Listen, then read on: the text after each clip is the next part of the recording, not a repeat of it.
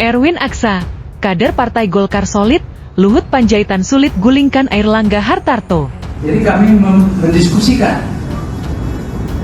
bahwa kami itu prihatin melihat keadaan perkembangan Partai Golkar per hari ini,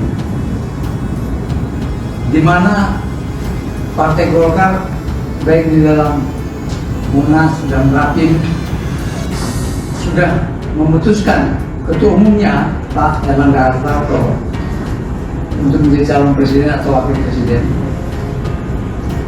Tetapi sampai dengan saat ini posisi yang telah diputuskan oleh Rapim dan Munas tersebut tidak jelas.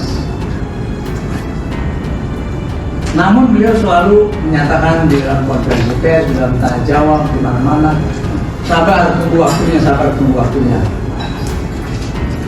Saya bilang saya nggak mau berkelahi sama Airlangga, nggak mau. Kenapa? Untuk apa saya berkelahi? Untuk apa saya buat musuh? Buat apa? Tapi kalau memang kalian memutuskan itu menurut kalian benar, silakan aja.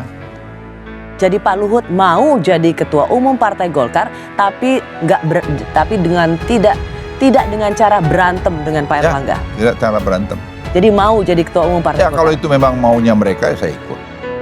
Jadi Pak Luhut mau jadi calon ketua. Ya kalau memang Golkar diusulkan rame-rame, tapi saya untuk apa mempersoalkan itu sekarang? Untuk apa, Ros? Kerjaan saya sudah banyak kok. Bagi seorang presiden yang cemas terhadap masa depannya, dia ingin punya jaminan. Jaminan yang paling masuk akal adalah kalau dia pemimpin partai. Masalahnya Jokowi bukan pemimpin partai. Jadi dia berupaya untuk punya partai. Dulu PSI yang nggak bisa, terus kecil. Lalu berupaya ke PDIP, ada problem dengan Ibu Mega. Yang paling mungkin sebetulnya adalah Gerindra tuh. Tetapi Gerindra ada sistem yang kira-kira tapisannya panjang. Kecuali Pak Prabowo dengan legowo bilang, loh Pak Jokowi aja yang ambil Gerindra. Tapi itu terlalu kelihatan itu. Maka dia mutar. Ngincerlah Golkar. Dan isu ini saya dengar 6 bulan lalu tuh. Bahwa Golkar itu sedang digoyang. Digoyang demi apa tuh? Airlangga baik-baik aja kok. Tentu digoyang karena kepentingan Jokowi sendiri tuh. Jadi Jokowi memastikan bahwa dia punya peralatan politik pasca dia lensa. Ya Golkar ini Pak, banyak kan teman-teman Golkar itu datang ke saya. Saya nggak pernah lo kontak mereka. Jadi jangan ada pikir misalnya saya telepon ini. Tadi seperti Rosi bilang, kok Pak Luhut nggak proaktif, tanggung-tanggung gitu. Bukan tanggung-tanggung. Saya memang nggak ada minat untuk itu. Betul. Tapi saya lihat mereka datang menceritakan masalahnya. Saya lihat survei, saya lihat big data. Memang hemat saya, dan saya bicara dengan Pak Airlangga kan hubungan saya baik. Saya juga beri nasihat kepada saran Pak Airlangga, lebih proaktif turun ke bawah lah gitu. Kapitalisasilah kehebatan daripada Golkar ini. Tapi dari data yang kita lihat, ya memang semua angka itu kan tidak bisa bohong data itu. Survei Kompas tadi disampaikan oleh Rosi. Dan LSI. LSI dan big data kami memang menunjukkan semua angka itu tidak membaik. Itu lalu diatur bahwa yang paling mungkin adalah orang Golkar sendiri itu supaya nggak dianggap sebagai merampok seperti Muldoko kan. Jadi dipasanglah di situ Pak LBP. LBP itu jadi semacam Trojan horse, kuda Troja yang di dalamnya bersembunyi Jokowi. Ini taktik biasa dari orang yang panik kalau dia nggak punya peralatan politik. Jadi itu aja intinya tuh. Dan makin lama makin kentara bahwa memang Jokowi hanya merasa aman kalau dia adalah pemimpin politik. Buat diri dia sendiri bukan, buat dinasti juga. Karena Jokowi udah nanam infrastruktur yang panjang. Dia tahu bahwa kalau dia main politik, dia mesti punya partai. Dia tahu kalau dia main partai, dia masih punya kekuatan oligark. Maaf, kita ini kan semua adalah orang-orang yang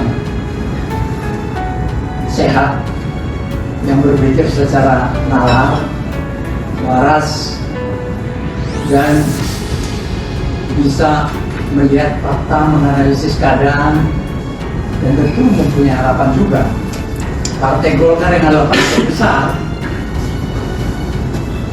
jangan sampai turun menjadi partai menengah, apalagi partai kecil.